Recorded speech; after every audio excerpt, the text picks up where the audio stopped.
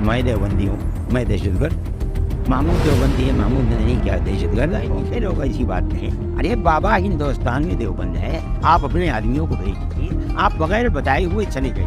جا کر کے ہندوستان بھر میں ساری دنیا کے لوگوں سے کراؤ، جاؤ جا کر کے دیکھو دیوبند، کمروں میں گھس کر کے دیکھو، رات میں دیکھو، دن میں دیکھو، یہ دیکھو کہاں دہشت گردی اور دہشت گردی. آیا تھا ابھی اخبار کے اندر میں نے پڑھا، انہوں نے دیوبند کے بارے میں تو یہ کہہ دیا کہ سب سے بڑا دہشت گردی کا اڈا دیوبند ہے.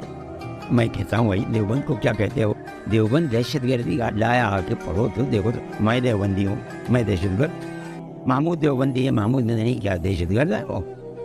یہ کیا بات کہہ دیجیے؟ دیوبند دہشت گردی ہے. دیوبند نے ملک کی آزادی کے لیے جو قربانیاں دی ہیں، 10 سال جیل کے اندر ہیں. کوئی مائی کا لال بتائے تو مالٹا کی جیل کے اندر 4 سال جا کر قید رہے ہیں. کس لیے رہے ہیں؟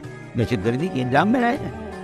بتائیے وہی دیوبند کے لوگ ملک کی آزادی کے لیے اپنے سر سے کفن باندھ کر کے نکلے ہیں اور 9-10 سال جیل، مالٹا کی جیل میں پکڑ کر کے بھیج دیا گیا وہاں. آپ یہ کہیں کہ وہ دیوبند جہاں کے وہ پڑھنے والے اور پڑھانے والے تھے، وہ دہشت گردی کا اڈا ہے ساری دنیا کے اندر. میں سمجھتا ہوں. آپ پھر کہیں گے کہ جہالت کی بات کر رہا ہے. میں کہتا ہوں نہیں جانتے.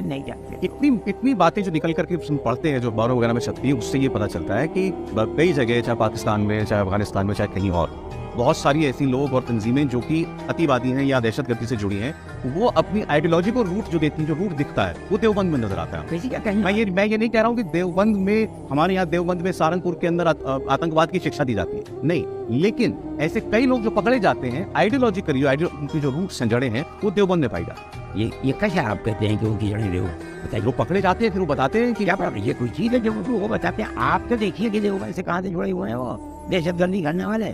آپ بتائیے یہ کیا بات ہے کہ کوئی کہتا ہے جو پولیس کہلواتی ہے وہ کہتا ہے؟ آپ میری بات کو سمجھیں. جب پکڑنے کے بعد پولیس جو کہلواتی ہے وہ کہتا ہے، اور جہاں دستخط کراتی ہے وہاں دستخط کرتا ہے.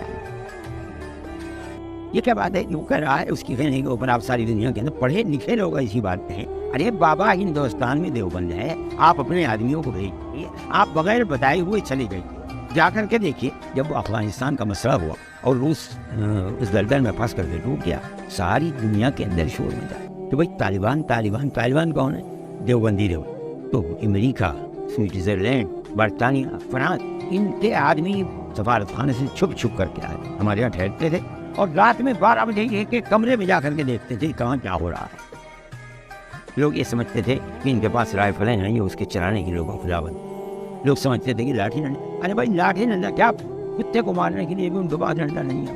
وہاں ہوتا ہی نہیں ہے کچھ علاوہ اس کے کہ قرآن نے کیا کہا ہے، حدیث نے کیا کہا ہے، رسول اللہ نے کیا پڑھا، اس کے کچھ ہوتا ہی نہیں. اور میں کہتا ہوں، آپ کے ٹیلی ویژن پر کہہ رہا ہوں، ہندوستان بھر میں ساری دنیا کے لوگوں سے کہہ رہا ہوں، جاؤ جا کر کے دیکھو دیوبند، کمروں میں گھس کر کے دیکھو، رات میں دیکھو، دن میں دیکھو، یہ دیکھو کہاں دہشت گردی اور دہشت گردی کی تعلیم ہے. مگر ایک پروپیگنڈا ہے، یہی ٹی وی چینل کہہ رہے ہیں، یہی بڑی بڑی انجمنوں کے اور جماعتوں کے صدر کہہ رہے ہیں، یہی سیکریٹری ہے دہشت گردی کا اڈا ہے دہشت گردی. ارے بابا ریلوں کو آگ تمہارے لوگ لگائیں گے، تمہارے کالج اور یونیورسٹیوں کے لوگ، ریلوں کے جو بڑے بڑے اسٹیشن ہیں ان کو آگ لگا دیں. یہ بتاؤ کہ مولویوں نے کبھی کسی بس کو آگ لگائی ہو؟ کبھی نکل کر کے احتجاج کیا ہو؟ ہم نے تو کبھی کچھ بھی نہیں کیا. ہاں ہم دہشت گرد. یعنی میں کہتا ہوں کہ آج کل جو بات کہی جا رہی ہے اس کی تہ تک پہنچنا بڑا مشکل ہے. اگر نہیں پہنچیں گے تو آپ ہی کی طرح یہ بات کہیں گے کہ وہ لوگ جیل میں جاتے ہیں اور جا کر یہ کہتے ہیں کہ دیوبند دہشت گرد. ارے بابا وہاں تو جو چاہے پولیس وہ لکھوا لے اور جس چیز پر چاہے دستخط کرا دے. اس سے کیا یہ چیز ثابت ہو جائے؟